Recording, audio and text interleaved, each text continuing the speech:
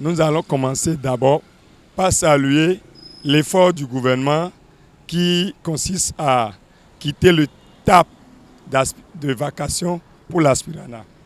Ensuite, nous avons nourri beaucoup d'ambition à l'annonce du reversement, mais à l'aune de l'ouverture des critères, je pense que si vous allez interroger 10 AME, au moins 9 diront qu'ils ne sont pas d'accord. Alors, pourquoi? Qu'ils vous souviennent que les critères retenus, je vais les rappeler.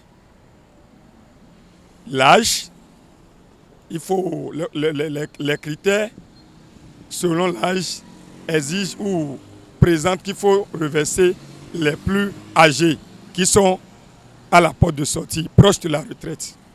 La moyenne, oui. Ceux qui ont de bonnes moyennes, les moyennes les plus élevées. Et ensuite, le type de diplôme, les diplômes professionnels. Alors, je vais faire une présentation par rubrique. Quand nous prenons le critère âge, je ne pense pas qu'il soit judicieux, équitable et juste de reverser suivant que les gens soient plus âgés que d'autres. C'est comme si d'office on exclut les plus jeunes alors qu'ils constituent la masse. Mieux, quand nous considérons les critères de moyenne, c'est discutable. Je suis pour ceux qui souhaiteraient qu'on classe par ordre de mérite. Mais le bémol à ce niveau, c'est que le déploiement après l'admission dans la base de données n'était pas fait suivant les moyennes. Et cela voudra simplement dire que d'autres sont déployés avec 10 et certains ont 12, 13, 14 qui sont encore dans la base et non déployés. Et parmi ceux qui ont été déployés, on a eu à déployer 10, 11 et après on a déployé 12, 13, 14. Et après on déploie encore 14, 15, 10. Vous voyez, simplement c'est pour dire que le déploiement n'avait pas été effectué considérant les moyennes par ordre de mérite. Si on avait acté les déploiements par ordre de mérite, ce critère-là pouvait être compris. Ensuite, prenons le critère de diplôme. Et il a été dit dans le communiqué, d'après le directeur général du budget, qu'on va tenir compte des diplômes professionnels. Et c'est bien, parce que l'argumentaire présenté, c'est que ceux-là sont plus prédisposés ou prédestinés à l'enseignement. Mais là encore, les épreuves des tests de sélection n'étaient pas selon le diplôme. Parce que pour le niveau de la licence et les diplômes de licence et BAPES ont composé la même épreuve. En ce qui concerne la maîtrise et CAPES ont composé pour élèves professeurs certifiés et professeurs certifiés. Dans ce cas, si on a composé licence et CAPES et que quelqu'un titulaire de maîtrise réussisse la même épreuve et parfois brillamment que quelqu'un qui a le diplôme professionnel, le CAPES, ça pose un problème. Il en a de même où il va de soi avec aussi la licence et le BAPES.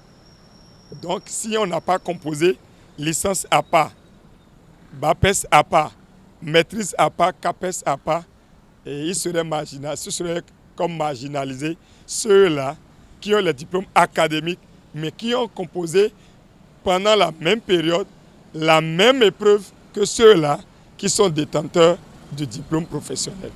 En somme, pour être plus juste et équitable, nous aurons souhaité que le reversement soit sans condition.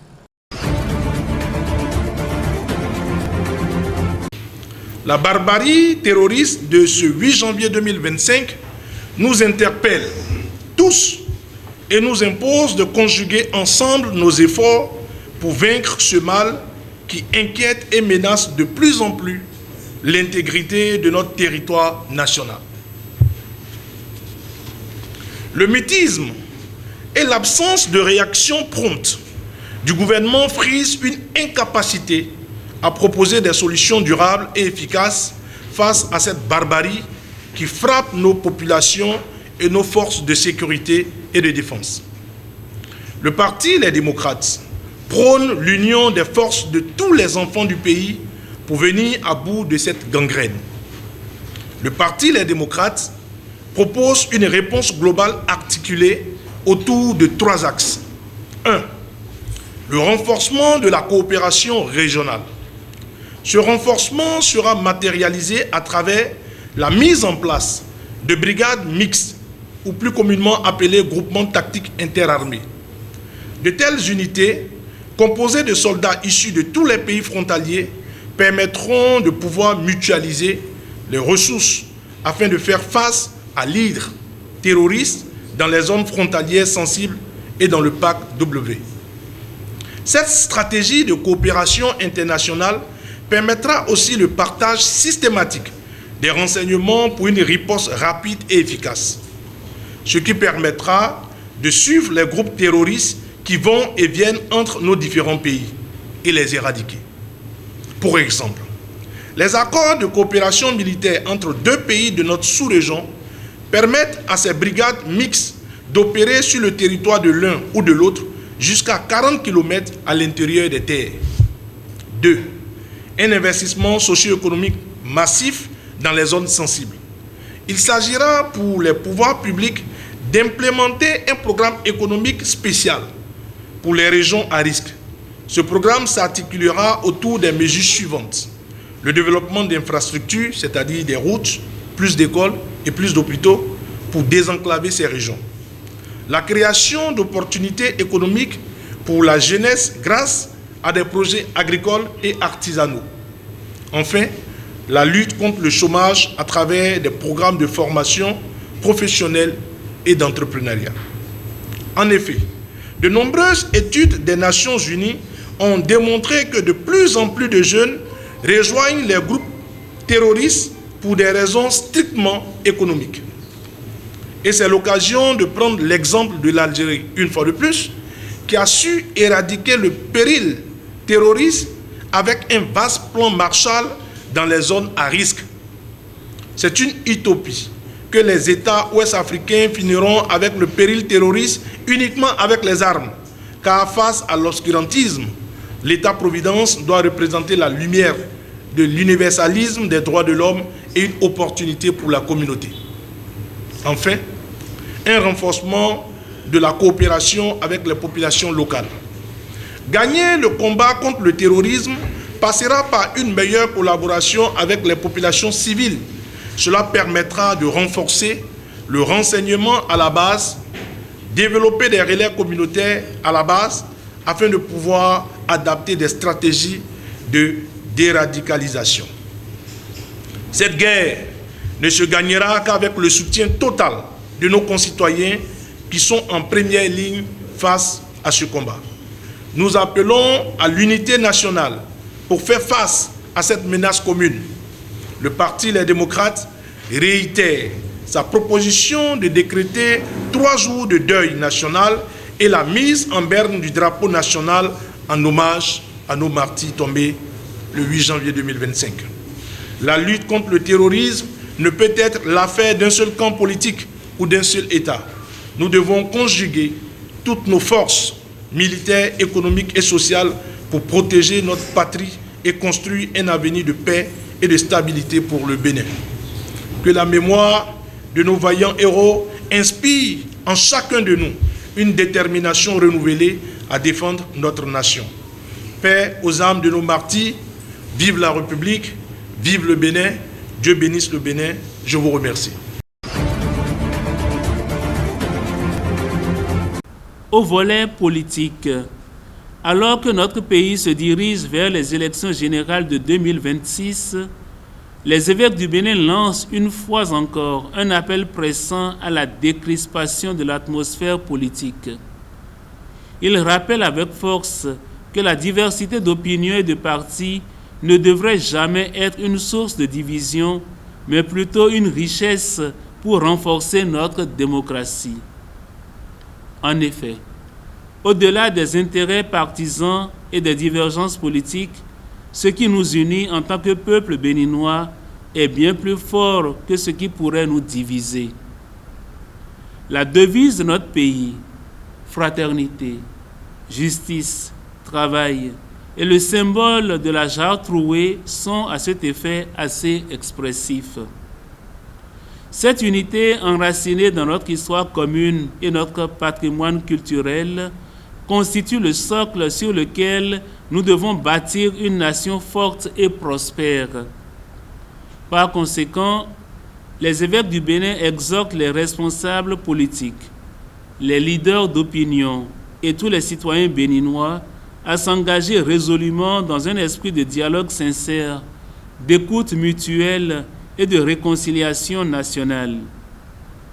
Ils insistent sur l'importance d'un climat de paix et de confiance indispensable pour garantir le bon déroulement des échéances électorales à venir. Ce climat doit être soutenu par une gouvernance inclusive et une gestion équitable des processus électoraux afin que tous se sentent partie prenante de la construction de notre avenir commun. Somme toute, les évêques du Bénin invitent chacun, quelle que soit sa position et son appartenance politique, à faire preuve de grande responsabilité et d'engagement sincère au service de l'intérêt suprême de la nation. Ils prient pour que la paix du Christ éclaire les cœurs et guide les actions de tous ceux et celles qui ont en charge le destin de notre cher pays, le Bénin. 7. Les évêques du Bénin expriment leur vive compassion à la nation tout entière et aux familles endeuillées par la perte de leurs fils des forces de défense et de sécurité tombés au front dans l'accomplissement de leurs devoirs. Conscients des sacrifices consentis pour la préservation de la paix et de la sécurité dans notre pays, ils prient avec ferveur pour le repos éternel de ces héros de la nation. Puisse le Dieu des miséricordes infinies accueillir leurs âmes dans sa lumière et consoler les cœurs éprouvés par ce drame. Au terme de leurs travaux, à l'occasion de la célébration de la fête nationale du Vaudou, les évêques du Bénin adressent leurs vœux fraternels de paix et leurs bénédictions à leurs frères et sœurs des religions traditionnelles. Par la même occasion, ils implorent la miséricorde divine sur notre cher pays, le Bénin. Que le Dieu de toute bonté répande sa grâce en abondance sur chacun et sur tous. Heureuse, fructueuse et sainte année 2025. Vodou Days au Bénin, c'est d'abord un événement religieux et culturel et cultuel. Donc, c'est d'abord comme cela il faut voir la chose. Mais de l'autre côté, il faut aussi voir, lorsqu'on dit Vodou Days, ça choque un peu, puisque c'est l'adoration des créatures, c'est l'adoration de ce que Dieu a créé, ce qui choque un peu avec les chrétiens. Et en tant que pasteur, je comprends, il faut adorer Dieu, qui est le créateur, au lieu d'adorer ce que Dieu a créé. Voici un peu ce que je peux dire par rapport à ça. Parlant de Vodou Days, comme je suis aussi un Béninois, bon, la Bible a dit que nous devons prier pour notre pays. Vous voyez, ce que moi j'aimerais que tout le monde sache en tant qu'homme de Dieu, c'est prier pour le pays. Vous voyez, parce que dans un endroit où il n'y a pas la lumière, alors nous allons sombrer. Nous allons faire beaucoup d'erreurs sans savoir que ça va nous amener dans des choses que nous pouvons regretter demain. Donc, le regard que moi je porte à cette initiative, à cette fête, bon, moi j'aurais bien désiré que nous donnons de l'importance à la parole de Dieu, et non seulement ça, et à comment faire pour valoriser notre tradition. Nous n'avons pas seulement que la tradition de Vaudou. nous avons autre tradition, notre manière de s'habiller, notre manière de parler. La langue aussi peut être valorisée. Nous ne pouvons pas choisir valoriser la langue à travers les choses de fétiche. Vous savez que nous sommes tous des êtres humains. Ça là, on a le même sang. Il n'y a pas à discriminer ou incriminer quelqu'un. Mais du coup, étant donné que Dieu lui-même est amour, cela nous facilite de collaborer avec eux dans le but de leur apporter aussi l'évangile. Parce qu'il faut qu'ils écoutent parler de Jésus au moins une fois. Nous avons de très bonnes collaborations. Seulement, nous ne pouvons pas faire ce qu'ils sont en train de faire et qui n'honorent pas Dieu. Mais étant donné qu'ils sont des créatures de Dieu, nous devons d'abord leur montrer l'amour de Dieu. Les Béninois, nous sommes tous des hommes. Dieu nous aime tous. Donc, ce sont nos frères et sœurs. Nous devons d'abord les aimer. Et d'ailleurs, en tant que leader religieux, leader chrétien, le Seigneur nous appelle à aimer tout le monde. Ce n'est pas parce qu'ils ne sont pas de notre religion qu'il faut les haïr. Un chrétien doit voir le vaudou qui est en train d'être célébré au Bénin aujourd'hui, que c'est le fait que nous ne sommes pas encore arrivés au point de l'accomplissement de notre mission. Le chrétien doit voir le vaudou comme une autre religion en dehors du christianisme.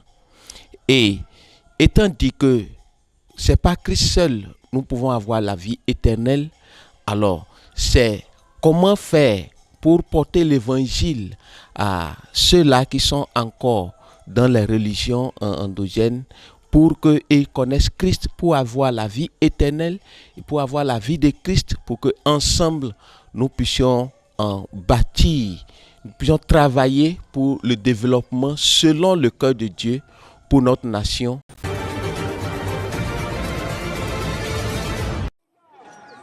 Les combats entre l'armée congolaise et les rebelles du M23 ont atteint un nouveau pic d'intensité dans l'est de la République démocratique du Congo. Ce week-end, les FARDC ont annoncé la reprise de plusieurs localités clés, notamment Ngungu dans le nord Kivu et Kabingo dans le sud Kivu. Ces victoires marquent un tournant dans les opérations militaires contre le M23. Nous observons les cessez-le-feu, comme voulu par la hiérarchie, je le répète, mais du moins, soyez rassurés qu'à chaque tir de l'armée rwandaise sur nos positions ou sur notre population ou sur les déplacés, en tout cas les forces armées de la République démocratique du Congo ont le droit de réagir. Ce conflit que Kinshasa accuse le Rwanda d'alimenter via son soutien au M23 continue de faire des victimes civiles. À Gungu, dans le territoire de Massissi, les habitants de retour après des mois d'exil déplorent une sécurité encore précaire malgré la reprise de la ville. La situation à l'est de la RDC demeure extrêmement volatile. Malgré les efforts de l'armée pour reprendre le contrôle de certaines zones, le M23 actif dans la région depuis 2021, après une décennie de calme relatif, contrôle encore de vastes territoires. Pendant ce temps, des milliers de personnes sont déplacées chaque jour, pris au piège dans un conflit sans fin.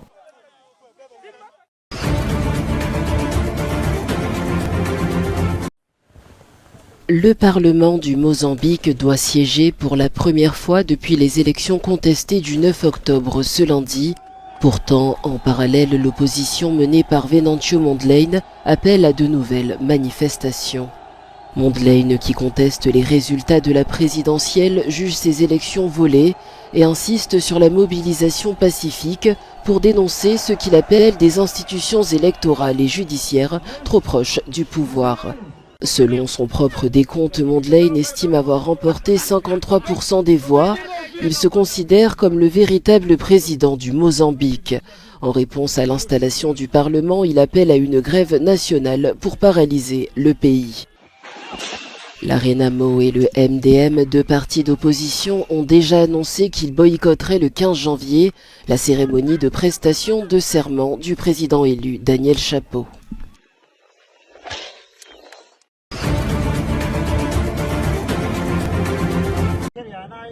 L'armée soudanaise et ses alliés ont repris une ville stratégique aux forces de soutien rapide rebelles.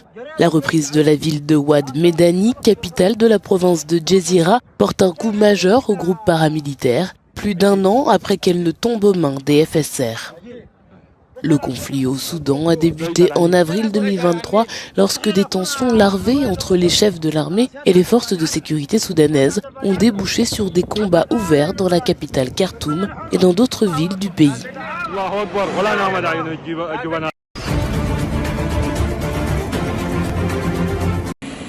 Le gouvernement français vient de rétrocéder au Tchad son camp de détachement dans la ville d'Abéché. Le ministre de la Défense tchadien, sa délégation et des officiels français ont pris part à cette cérémonie. L'armée française dit avoir consolidé des liens forts avec les soldats tchadiens ainsi qu'avec la population civile au cours de longues années de présence dans le nord du pays.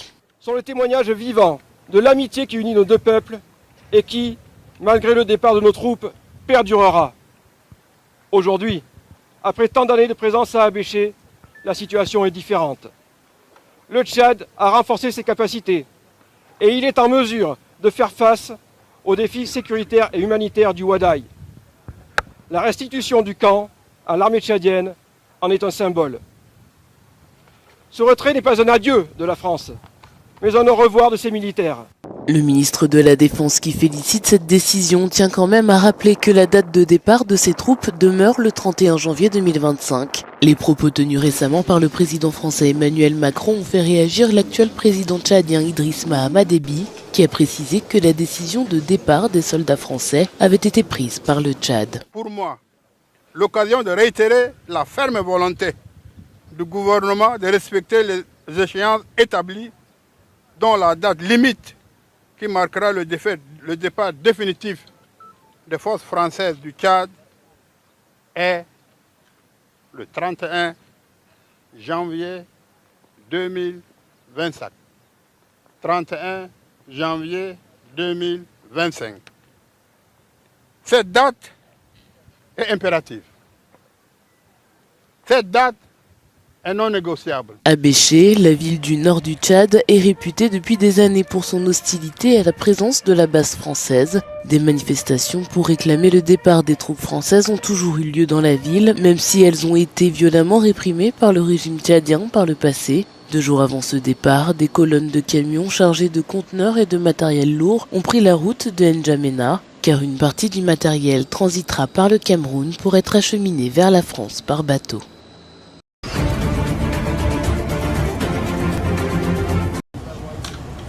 Le parti au pouvoir au Tchad obtient la majorité parlementaire selon les résultats provisoires. D'après ses estimations publiées dimanche par l'organisme électoral national, le mouvement patriotique du salut aurait obtenu entre 122 et 124 sièges sur les 188 que compte l'Assemblée nationale. Au pouvoir depuis plus de 30 ans et principal soutien du président Mahamat Idriss Déby, le MPS, qui avait été boycotté par une grande partie de l'opposition le mois dernier, semble renforcer l'emprise du président sur le pouvoir. Le parti transformateur de succès Mazra, chef de file de l'opposition, et plusieurs autres partis affirment que le scrutin était faussé et manquait de transparence. Le gouvernement a démenti ces accusations. Les résultats de l'élection du 29 décembre scellent la transition du Tchad vers un régime constitutionnel, plus de 3 ans après que M. Déby a pris le pouvoir à la suite de la mort soudaine de son père et prédécesseur de longue date, M. Idriss Déby Itno. Le taux de participation a été estimé à 51,56%. Le scrutin, qui comprenait également des élections municipales et régionales, était le premier organisé au Tchad depuis plus de 10 ans.